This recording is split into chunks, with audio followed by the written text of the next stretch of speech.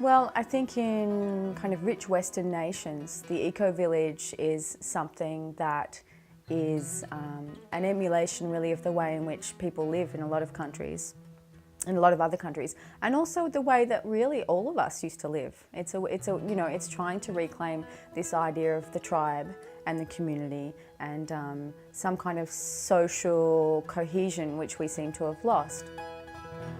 In 1993, the New South Wales government in Australia passed legislation called Rural Land Sharing Communities, and it allowed people who owned large acreage to develop it under this legislation as a community. And that really opened the way for a lot of people to develop communities under a legislative framework, which was fantastic. It's a really good incentive. It also, I think, stimulated a lot of rural land that had been contracted because of the economic downturn of dairy farming and a lot of other kind of agricultural activities. It allowed those rural pieces of land to be developed in ways that I guess you could call more productive, because people were living on them, people are raising families on them, etc. There's a whole lot of different ways of doing an eco-village. We have various legislations that cover it. We also have lots of informal models which people use to live together. Some of them are like multiple occupancy, the community framework. The one I live under here is called strata title, which is something you'd normally associate with like a block of flats in a high-rise building. But in this case, it's been applied to a horizontal rural framework. I think what really defines an eco-village is some set of shared values.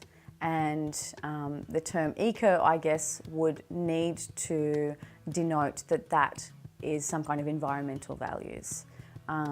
So a lot of the eco-villages I know are rural. They are often set in beautiful natural settings, and it's a way for people to be able to live perhaps remotely from villages and towns and cities in a way that they feel supported and be close to those beautiful natural values, but also have the benefits of some kind of social interaction.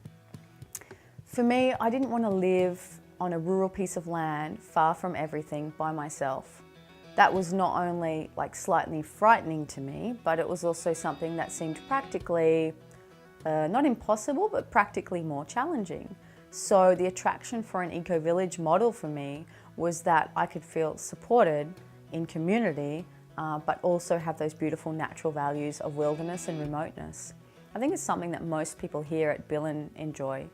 But yeah, there's many models. There's urban models as well for eco-villages, and there's so many different ways of doing it. Different voting processes and different membership processes. Here we don't have a way of excluding people from the eco-village.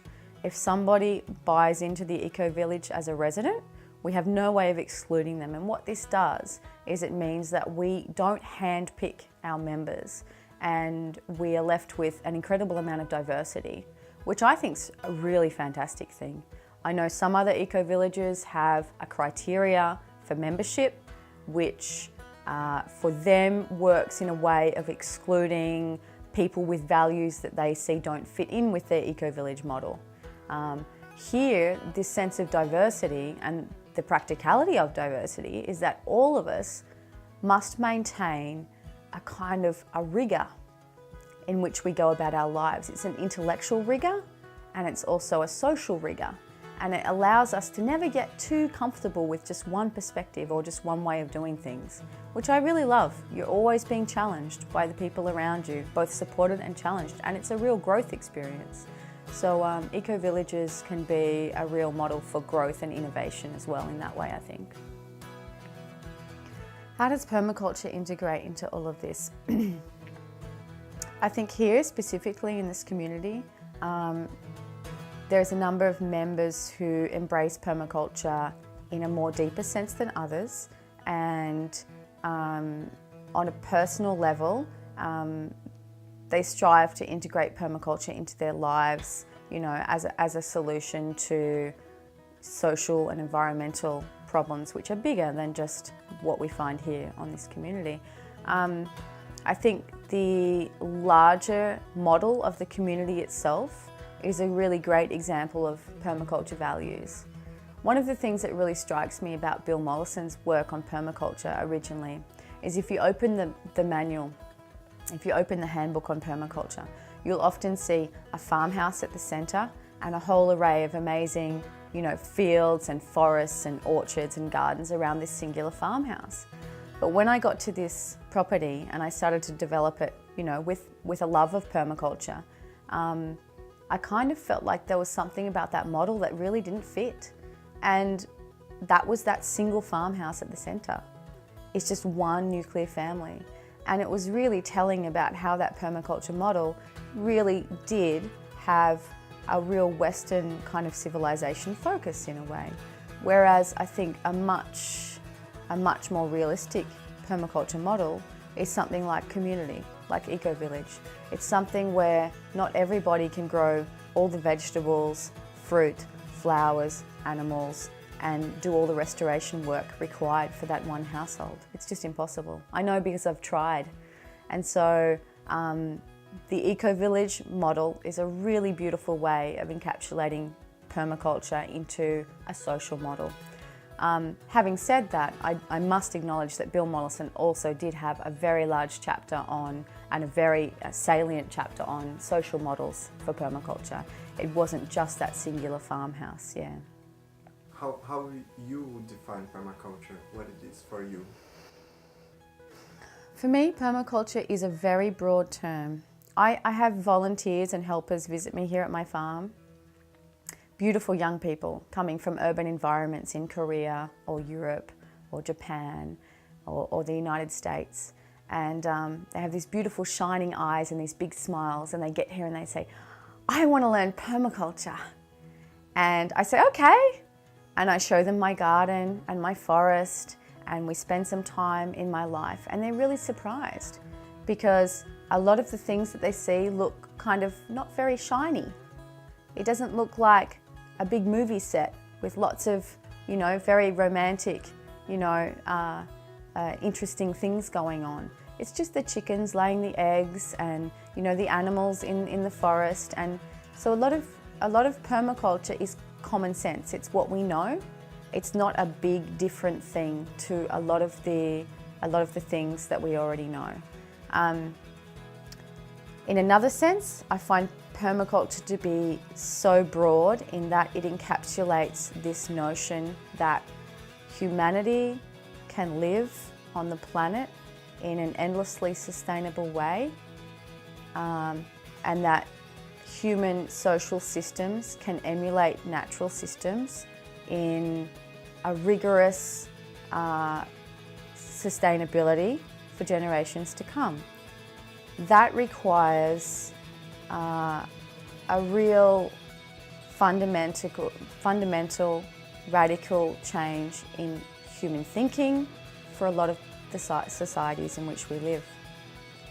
Somehow we've gone down the road of an extremely unjust, unfair, unsustainable capitalist mindset, and it's not what we're here for. What we're here for are the kinds of lives and existences that permaculture sees. So yeah, permaculture isn't just a model about creating food or housing or even social structures in a sustainable way. It's also about a mystical relationship with nature and becoming truly who we are, which is natural beings again. It's very broad for me. It's really a revolutionary concept when you go deep enough into it. One thing I wanted to say about permaculture is that permaculture as a concept is so flexible and so appropriate to so many different models of living that, you know, poor people, rich people, they can apply permaculture in their lives in so many ways. It means using what you have at hand. It means looking at the problem that you face in your community and finding a solution to that problem using the materials and the skills and the appropriate cultural responses that you have in your environment. And that's what I love about permaculture so much, is its flexibility. You don't have to build your house out of wood or stone or straw or bricks or anything else. You don't even have to have a house. You don't have to plant your fields with any particular kind of crop except that which you have around you. So it's a way in which people can use what they have in their communities to create greater sustainability, greater resilience and greater community interaction wherever they are and whatever their needs are.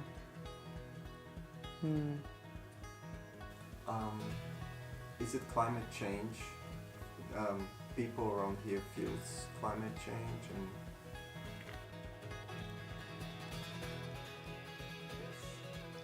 I think I can really only speak for myself. Climate change is something I do feel really strongly about. I remember as a teenager first hearing Al Gore's lectures on climate change and reading things like Tim Flannery, who's an Australian ecologist and scientist, his book called The Weather Makers. And I remember I cried myself to sleep at night. I was really worried. But over the decade or more since then, I've come to understand that climate change is really just a symptom of global ecological crisis. And it's not just about changing climate or changing weather, and it's not just about CO2. It's about biodiversity, it's about our relationship with nature, it's about capitalism and corporations, it's about corporate control of politics. And so it definitely lends an urgency to everything I do. And I think it definitely ties together a lot of environmental problems in the world into one very large catch-all phrase, which in a way is useful. It can be a really unifying factor. I think the people around me are all very conscious about climate change. In terms of them feeling they can actually change their lives to avert it, I'm not quite sure. I feel like a lot of individuals feel helpless and frustrated, but I think it's also a time when a lot of individuals embrace things like permaculture in order to take the power back over changing the way the world's going and to take the power back for the way in which they get their energy, their food, their transport and the way they live. So yeah.